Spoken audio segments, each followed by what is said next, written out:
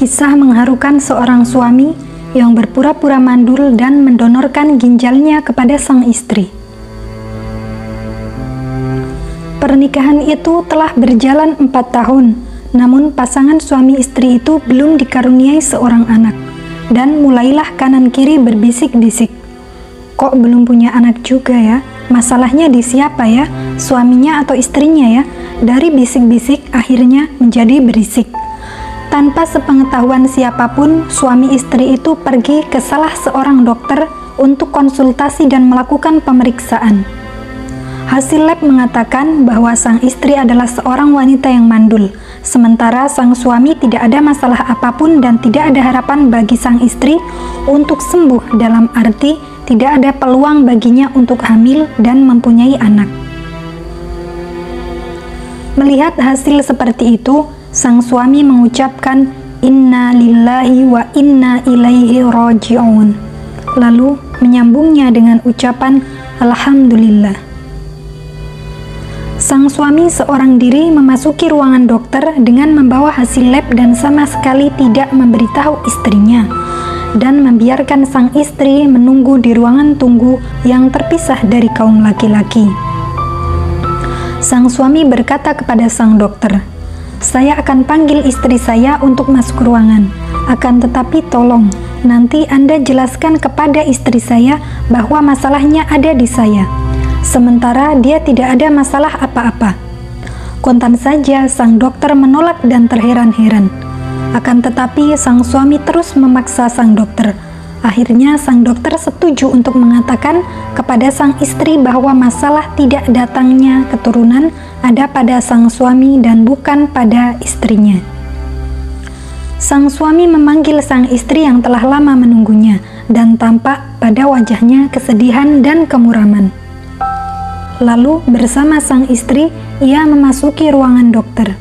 Maka sang dokter membuka amplop hasil lab, lalu membaca dan mentelaahnya, dan kemudian ia berkata, "Oh, kamu wahai fulan yang mandul, sementara istrimu tidak ada masalah, dan tidak ada harapan bagimu untuk sembuh." Mendengar pengumuman sang dokter, sang suami berkata, "Inna lillahi wa inna ilaihi raji'un." Dan terlihat pada raut wajahnya, wajah seorang yang menyerah kepada Allah dan qadarnya Allah Subhanahu wa Ta'ala.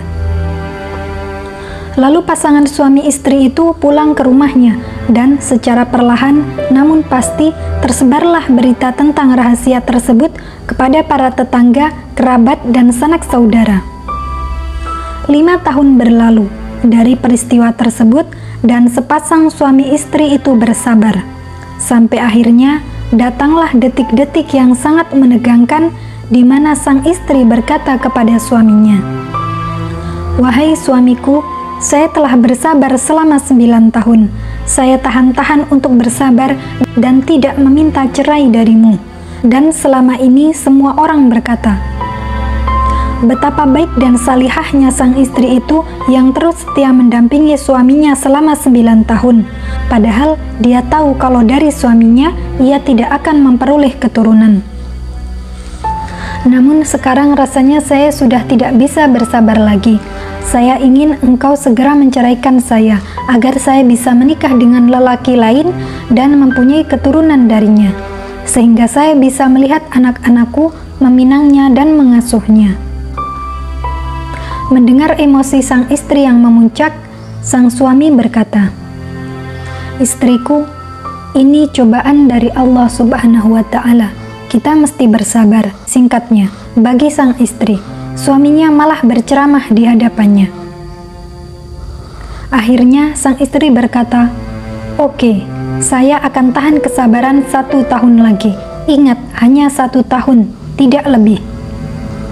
Sang suami setuju, dan dalam dirinya dipenuhi harapan besar semoga Allah Subhanahu wa Ta'ala memberi jalan keluar yang terbaik bagi keduanya.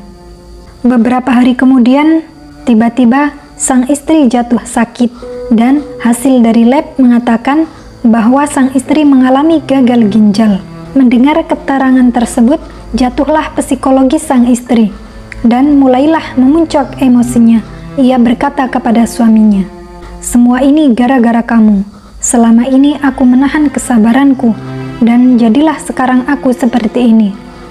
Kenapa selama ini kamu tidak segera menceraikan saya? Saya kan ingin punya anak, saya ingin momong dan meminang bayi. Omel sang istri tiada henti. Di saat yang genting itu, tiba-tiba suaminya berkata, "Maaf, saya ada tugas ke luar negeri, dan saya berharap semoga engkau baik-baik saja." "Hah, pergi?" kata sang istri. "Iya, saya akan pergi karena tugas dan sekalian mencari donatur ginjal. Semoga dapat," kata sang suami. Sehari sebelum operasi, datanglah sang donatur ke tempat pembaringan sang istri. Maka disepakatilah bahwa besok akan dilakukan operasi pemasangan ginjal dari sang donatur. Saat itu, sang istri teringat suaminya yang pergi.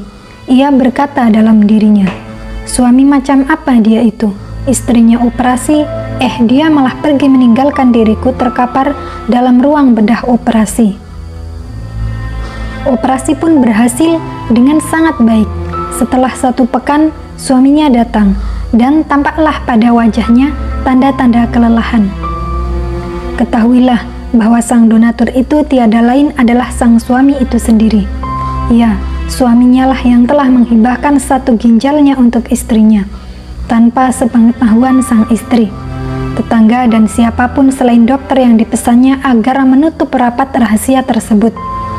Dan Masya Allah, setelah 9 bulan dari operasi itu, sang istri melahirkan anak. Maka bergembiralah suami istri tersebut, keluarga besar dan para tetangga. Suasana rumah tangga kembali normal, dan sang suami telah menyelesaikan studi S2 dan S3-nya di sebuah fakultas syariah dan telah bekerja sebagai seorang panitera di sebuah pengadilan di Jeddah. Ia pun telah menyelesaikan hafalan Al-Quran. Pada suatu hari, sang suami ada tugas dinas jauh, dan ia lupa menyimpan buku hariannya di atas meja, buku harian yang selama ini ia sembunyikan. Dan tanpa sengaja, sang istri mendapatkan buku harian tersebut, kemudian membuka dan membacanya. Hampir saja ia terjatuh pingsan saat menemukan rahasia tentang diri dan rumah tangganya. Ia menangis meraung-raung, tak tahan menerima kenyataan yang telah dibacanya. Setelah agak reda, ia menelepon suaminya dan menangis sejadi-jadinya. Ia berkali-kali mengulang permohonan maaf dari suaminya. Sang suami hanya membalas suara telepon istrinya dengan menangis pula. Dan setelah peristiwa tersebut, selama 3 bulan, sang istri tidak berani menatap wajah suaminya. Jika ada keperluan, ia berbicara dengan menundukkan mukanya. Tidak ada kekuatan untuk memandangnya sama sekali. Terima kasih, semoga bermanfaat.